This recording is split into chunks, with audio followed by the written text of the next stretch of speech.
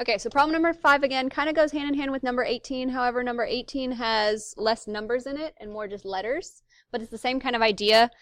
So this problem, it's set up, in my opinion, kind of poorly. It says for the square whose side length is equal to 2x plus 4, the perimeter can be expressed as p equals 4 times 2x plus 4. Then they want you to go through and solve for x. They're not really giving you a whole lot to work with.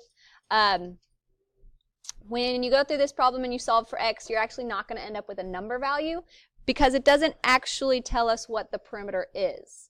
It's saying it's 4 times 2x plus 4, but we already know that this 2x plus 4 is just your side length. So how do you get the perimeter of a square? There's 4 sides, they're all the same. It's 4 times s, right? So if your perimeter for a square is 4s, that's exactly what they're telling you right here. Our s is 2x plus 4, and it's 4 times that. Again, no numbers to really plug in, nothing to replace your p. So what we're going to do is we take this equation. We have p equals 4 times 2x plus 4, and we want to go through and solve for the x. Right now our x is stuck inside of a parentheses. So can I move it? Can I move anything while that parentheses is there? No. So you're going to start by distributing your 4. If I take that 4 and I multiply it in, that's going to give me 4 times 2x is 8x. Then 4 times 4 at the back is a positive 16. And I'm going to bring that p equals down. So from here, you're drawing your line through your equal sign. For this problem, since we do have an equal sign, we do have that opposite line. Anything that crosses over this line is going to be the opposite. I'm trying to get x all by itself here. So if I'm trying to get x by itself, what's the first thing I move away?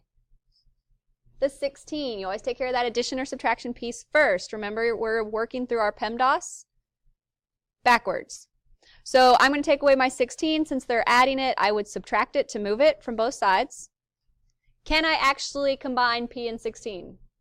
No. So all I'm going to do is rewrite what I already have listed. Instead of this vertical list, I'm going to write it out, p minus 16. So I have p minus 16 equals 8x now. And I kind of ran out of room. So in my problem, I still am trying to get x by itself. Right now the 8 is attached. How is our 8 attached? Through multiplication. So how do we undo it? Divide. So you would end up dividing both sides, everything, on that left side by 8.